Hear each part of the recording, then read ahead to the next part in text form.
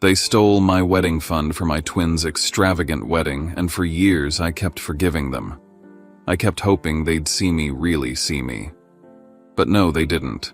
Not when I aced every exam. Not when I worked tirelessly to get into the best school. Not when I started my career and became successful. Instead, they showered her with love, praise, and attention. It was always her, never me.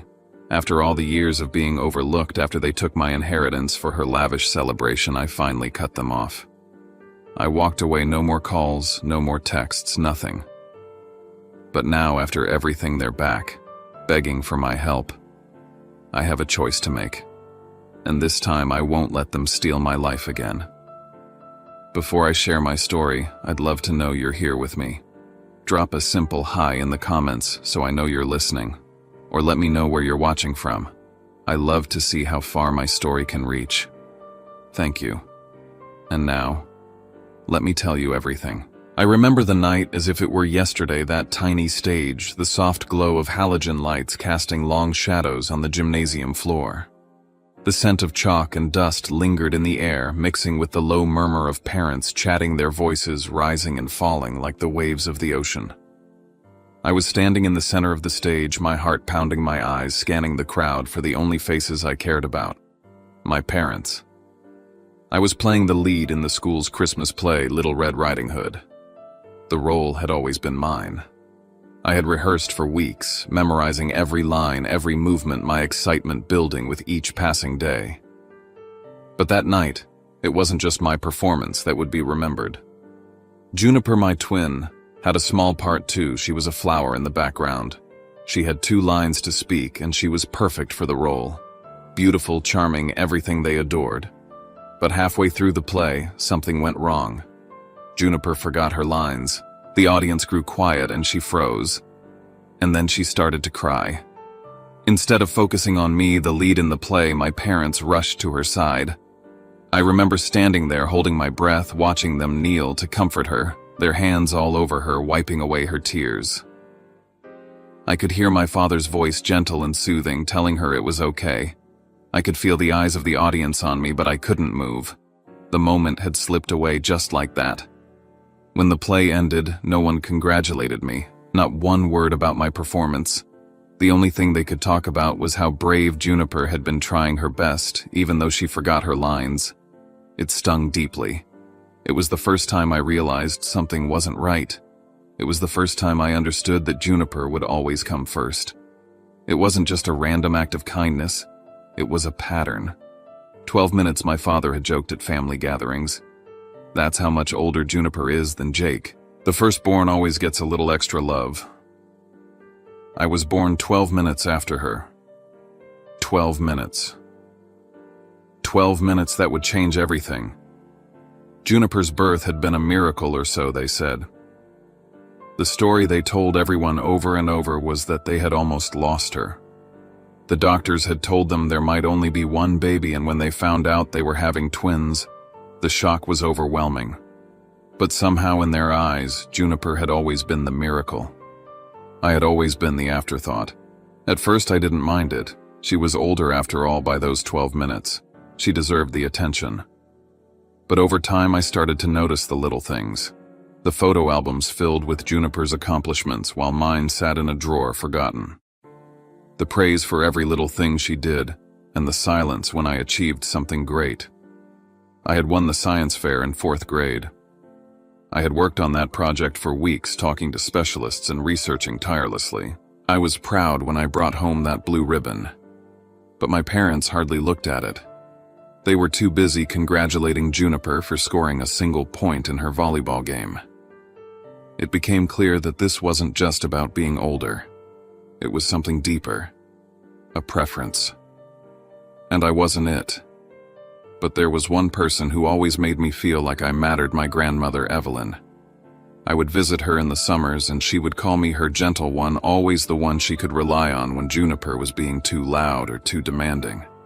She never looked at me with disappointment. She never compared me to Juniper.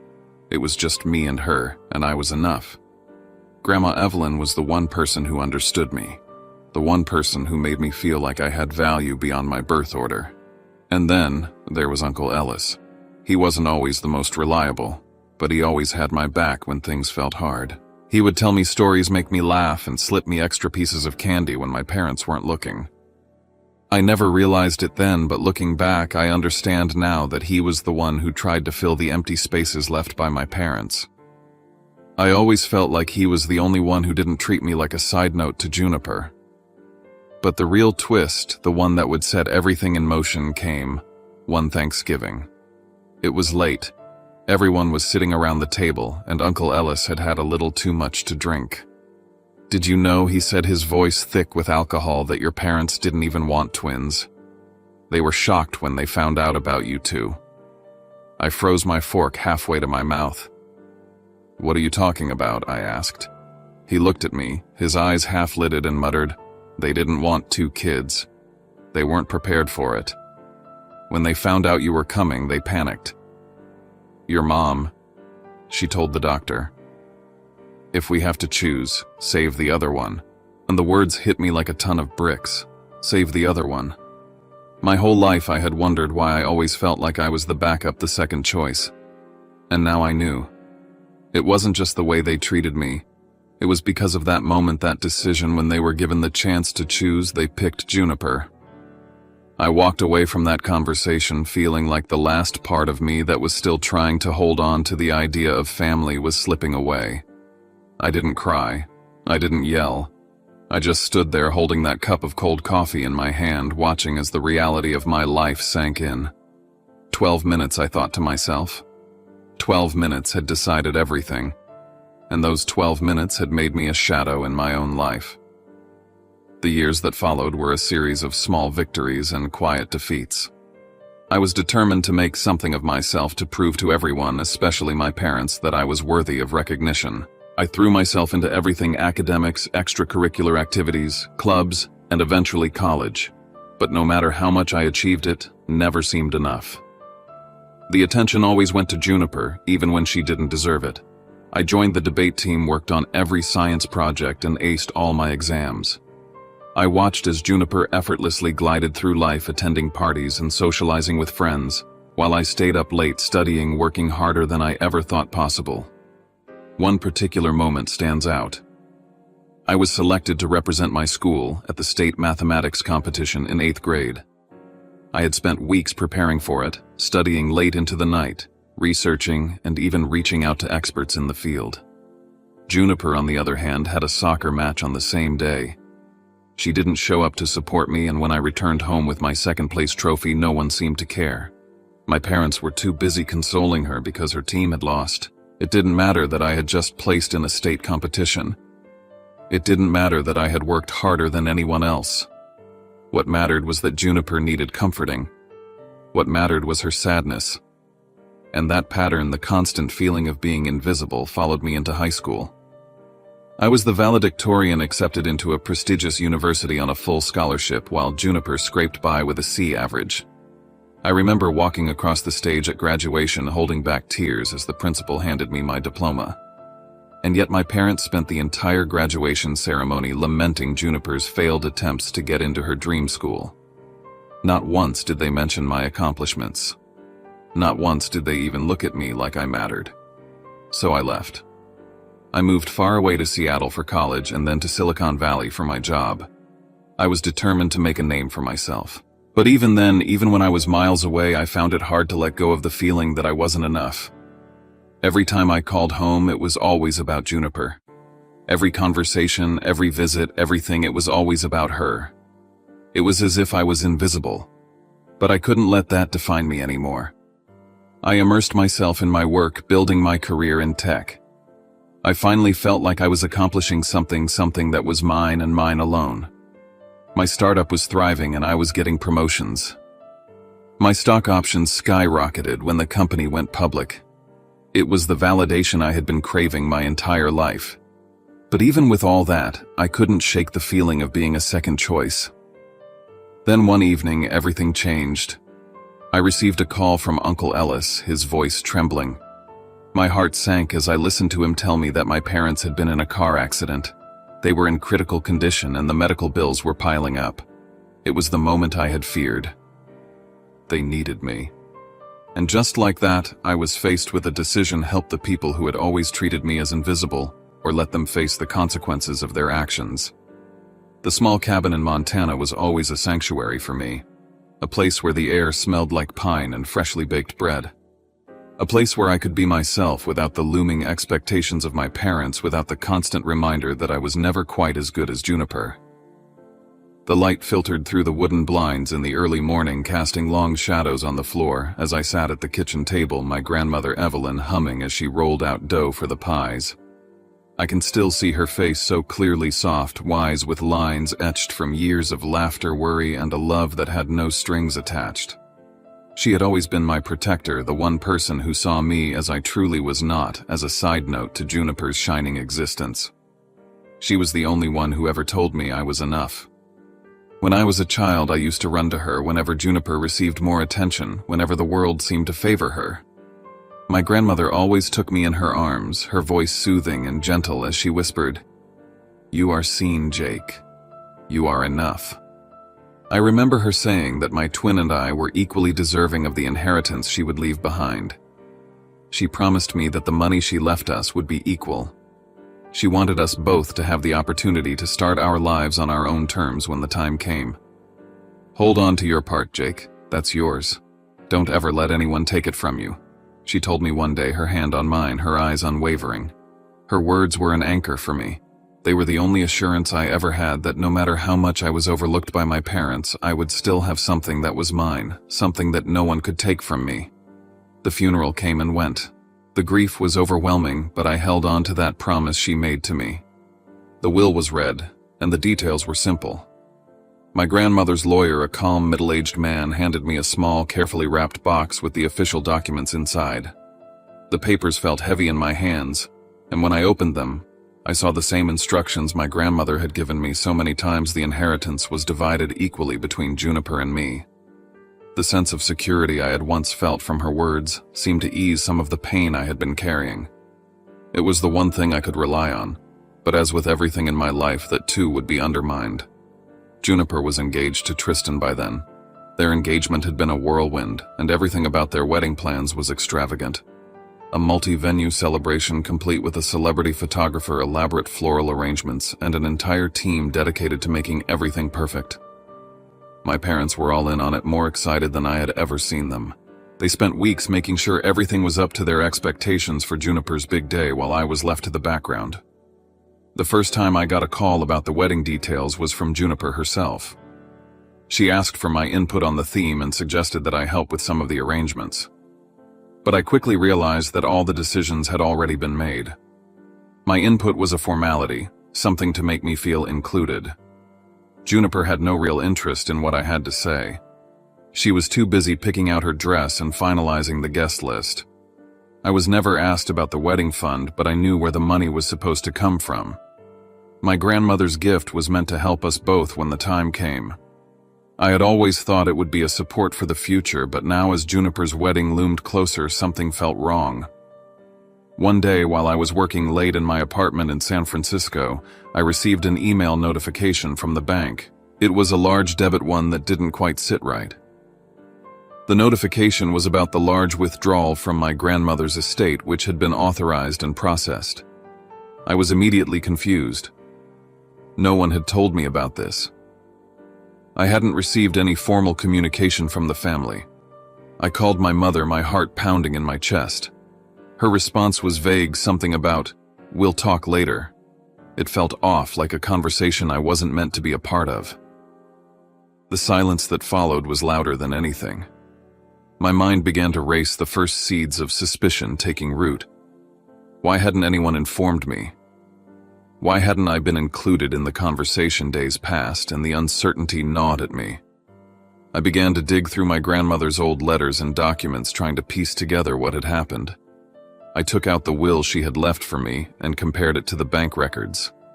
That's when I found something that made my stomach twist. There was a signature on the withdrawal form, and it wasn't mine. It was my mother's signature, but the handwriting was all wrong. It was as if she had forged my consent. My heart sank. At first, I couldn't believe it. The idea that my own mother would take something that wasn't hers, Something that my grandmother had explicitly told me was for me was unthinkable. But the proof was right there. The anger, the frustration, the feeling of betrayal I had buried for years came rushing back. The money was gone, and it was no longer a matter of simply being overlooked. They had crossed a line. I knew I couldn't keep quiet about this, but I also knew that I had to bide my time. I wasn't going to let this go, not now that I had the proof.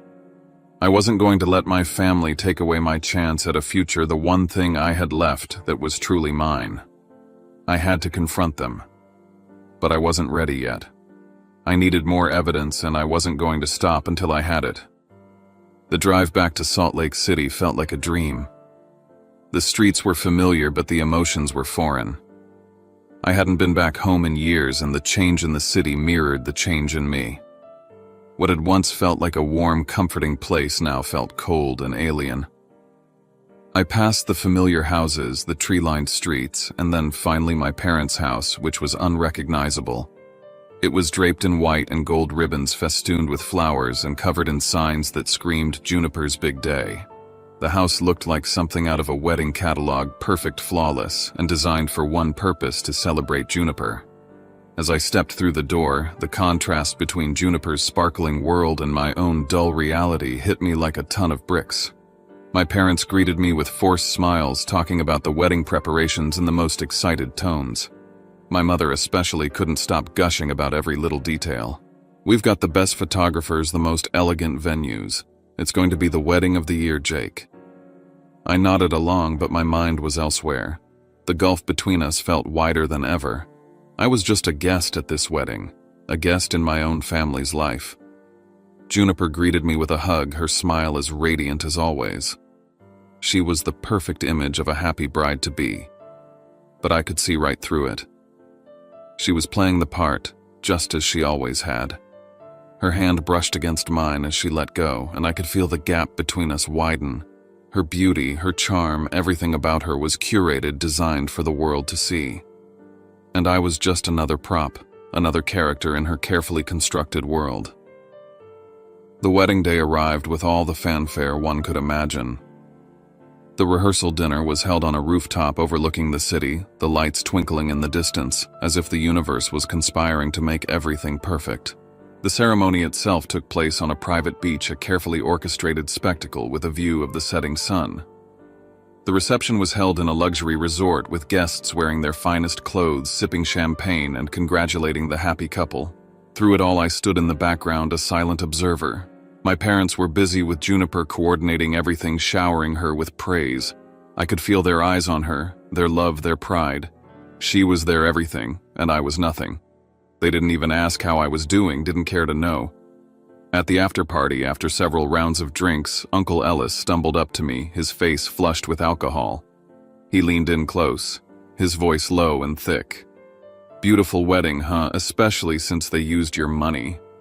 I froze. "What do you mean?" I asked, my heart racing. He chuckled, clearly tipsy. "Oh, you didn't know all that money your grandma left gone? Used for Juniper's wedding? They took it all, Jake. Everything." I felt a sharp pain in my chest. The last thing I had left, the thing my grandmother had given me, was gone. Taken by the very people who were supposed to protect me. Ellis went on, his words growing more slurred.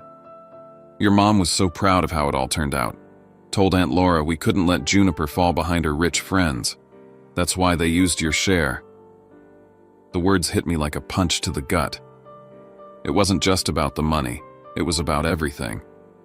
My whole life I'd been treated like an afterthought, like something to be used when it was convenient. And now I had the proof.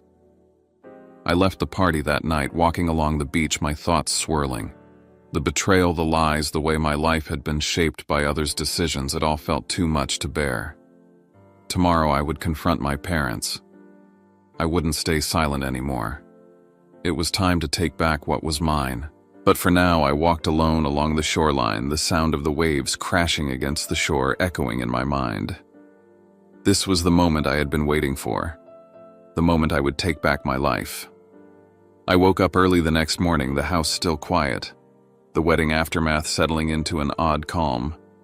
The air in the house was stale, like it hadn't been aired out in days. The smell of coffee brewing downstairs made its way up to my room. It was a familiar, comforting scent, one I had associated with mornings spent with my parents sitting at the kitchen table talking about everything and nothing at all. But today, everything felt different. The kitchen looked the same warm yellow light filtering in through the windows, but the comfort was gone. The walls felt like they were closing in on me.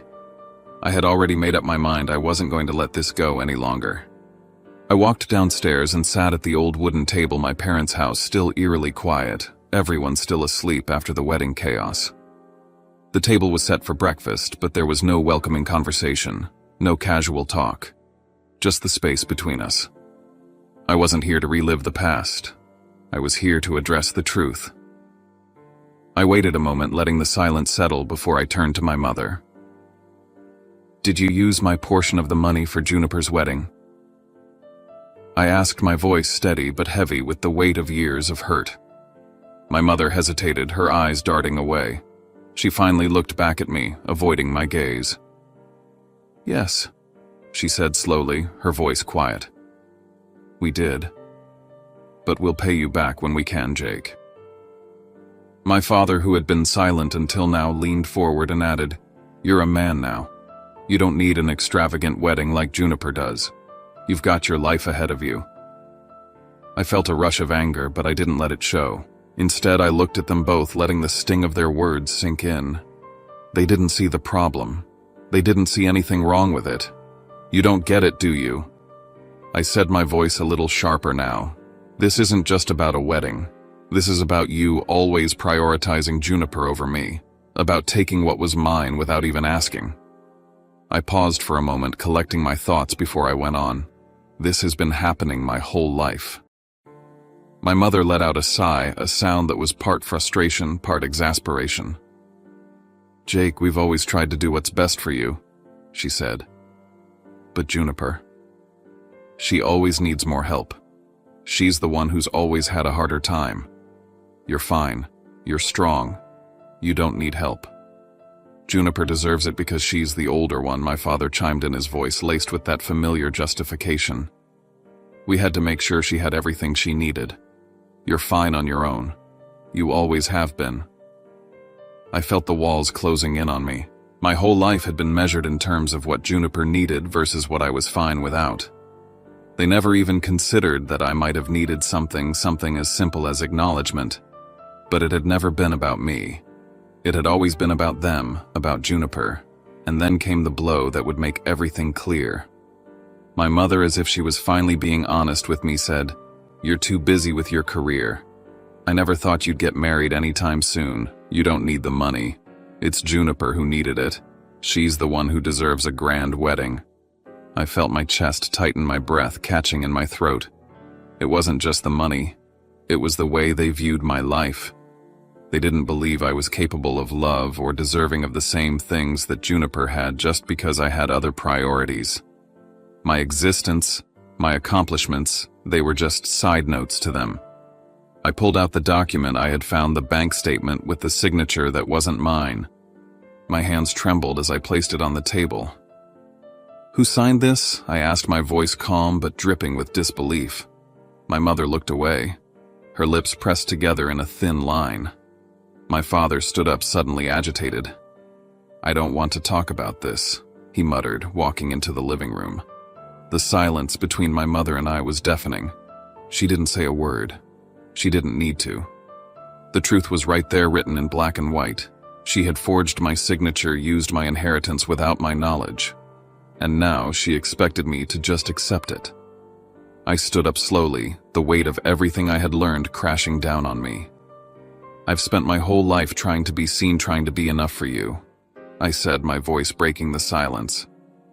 "But I won't let you take what's mine. I won't let you make decisions about my future without me. Not anymore." I looked at both of them one last time. "From now on, I won't be in contact with you. I'll only speak to you when you've paid me back what you took. Until then, don't try to reach out to me." I left their house in silence, the sound of my footsteps echoing in the empty hallway. For the first time in my life, I felt a strange mix of emptiness and relief. I wasn't going to let them control me anymore. I wasn't going to be their afterthought. On the drive home, my phone buzzed. I glanced at the screen. It was a message from Juniper.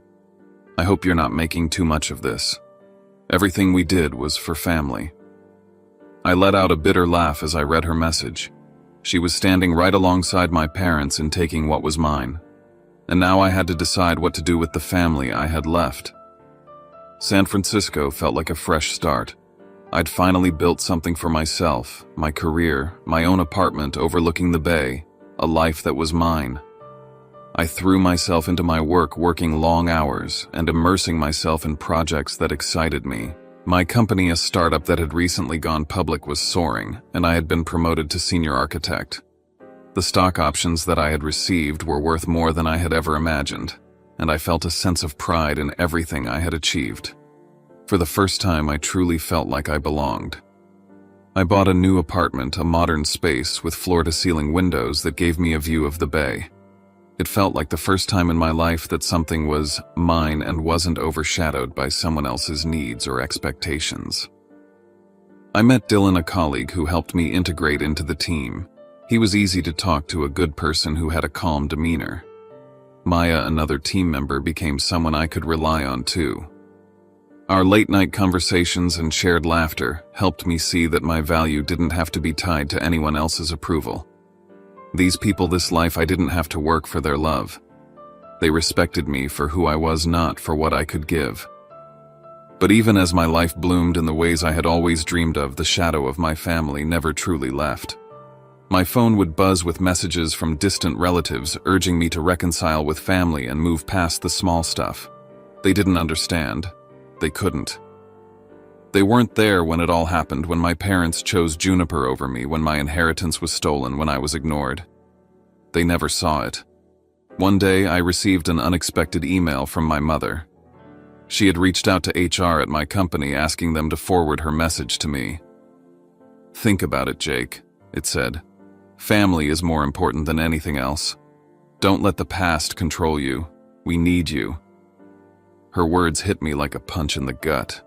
They had crossed every boundary stolen from me, and yet now they were trying to manipulate me back into their lives. They were using my success as a way to draw me back in. A few days later, I heard through a mutual acquaintance that my parents were struggling financially. They had racked up credit card debt and invested poorly in a small business venture. It was clear now their actions weren't spontaneous. They had been careless with money for years, and now they were paying the price. But what unsettled me the most was the thought that they might come back for more.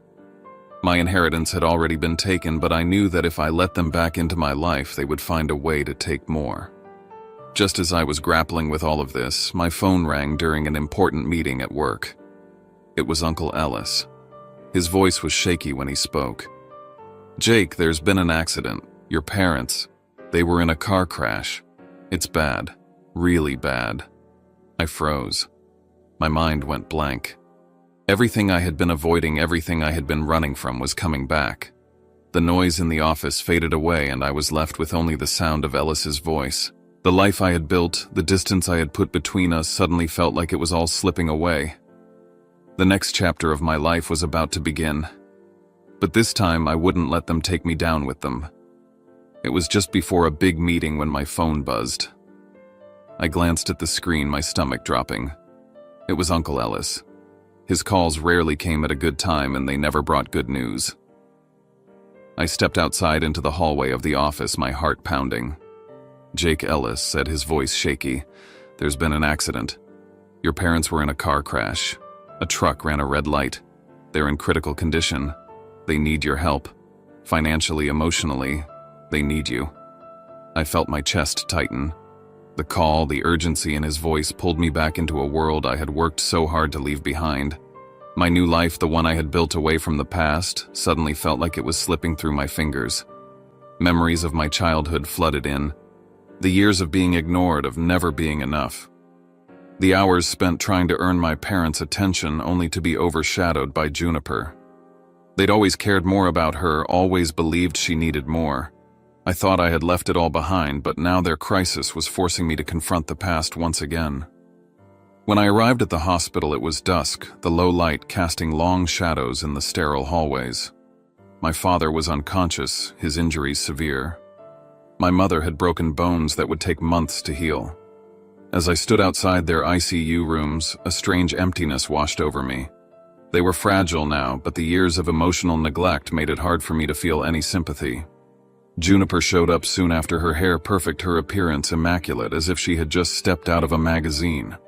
She visited them briefly, offering shallow words of comfort, then left citing other commitments. She didn't want to be burdened by their problems, she had a life to lead. I watched her walk out, her coldness mirrored by my own. I hadn't expected anything else, but it still hurt. When we were children, I had always been the one left behind. Even now, in their moment of need, Juniper remained the center of attention. Then my mother's voice called out from the ICU. "Jake, can you help us? We can't afford the treatment. We don't know how we'll make it through." Her words were a knife in my chest. My father, weak and pale, added, "You've done so well, Jake. You've made something of yourself. We need you." I could feel the weight of their words, but I didn't feel the relief I thought I would. It wasn't about them needing me now, it was about how they had always needed me when it suited them, but ignored me when it didn't. The truth hit hard. They were asking for my help, but only because they had no other choice. They hadn't cared about me for years. I stood there, my mind racing. Could I forgive them? Could I find it in myself to help after everything they had done? A small part of me wanted to, but another part, the part that had been ignored and pushed aside for so long, couldn't let go of the injustice. I had tried my whole life to win their affection, to prove I was worthy, and it was never enough. "I'm sorry," I said, my voice cold. "I can't help you." Their faces dropped, but I turned and walked away. I had made my choice. They had shown me who they really were, and now it was my turn to stand up for myself. The next day I woke up to a message from Juniper. It was short, like all her messages. "Mom and Dad can't believe you turned your back on them. They said family helps family. You're not alone in this, Jake." I stared at the screen, a mixture of anger and disbelief surging through me. Juniper had always been the golden child, the one who could do no wrong in our parents' eyes. Now she was asking me to return to a family that had never seen me for who I was. She didn't get it. She never would. I was about to put the phone down when I noticed the doorbell ring. Juniper. She stood there smiling, that same smug smile, wearing an outfit that screamed wealth and privilege. She was everything I had been told to strive for, but she never had to work for it. Everything was handed to her, and she never appreciated it. "You don't get it, Jake." She started, already defending herself before I had a chance to speak. "You're being dramatic. Mom and Dad need us. They've always done everything for us, and now you're abandoning them when they need you most." I felt a surge of frustration. I stepped forward, closing the distance between us. "I'm not abandoning them. I'm choosing to stop being the backup. You've had everything, Juniper. You've taken everything from me, the attention, the love, even the inheritance. I've spent my life trying to be seen by them, but it's never been enough." She flinched at my words, but she quickly recovered, trying to defend her actions. "I didn't mean to take anything from you, Jake. You've always had everything. You've always been the strong one." "No," I snapped. "I've had to fight for everything while you've coasted through life. And now you're taking my inheritance to fund your lavish wedding, and you think that's okay." Her face reddened, and for the first time I saw a crack in her armor. She didn't have a response. I had finally said what needed to be said. I left her standing there, her pride shattered. I couldn't keep pretending that everything was fine between us. It never had been. Later that day, I made the decision. I drove to the hospital to see my parents one last time. But when I walked in, I knew that this was the end. I wasn't going to keep trying to make them love me. "I can't do this anymore," I said, my voice firm. "You've used me for too long. You've made me invisible my whole life, and I'm done." My father, weak but still defiant, tried to argue. "You don't understand, Jake. Juniper needs us. She's our firstborn." I shook my head.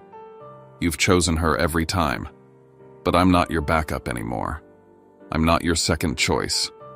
Take care of yourselves." I turned and left the hospital, feeling a strange mixture of relief and guilt. I had done what I needed to do, but it still hurt. Back at my apartment, I sat on the balcony looking out over the city. For the first time in my life, I felt like I had taken control of my own destiny. I had made the decision to cut them out of my life, to stop seeking their approval.